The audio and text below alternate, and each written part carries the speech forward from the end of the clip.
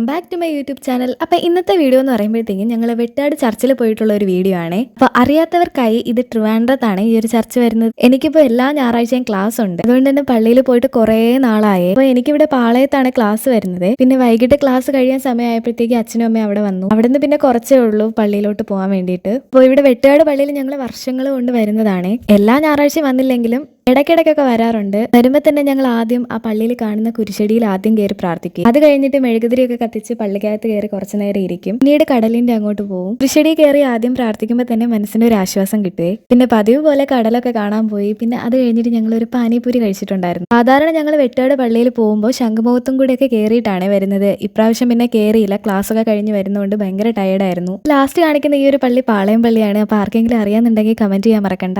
അപ്പോൾ പിന്നെ ഇത്രയൊക്കെ ഉള്ളൂ. Okay, by.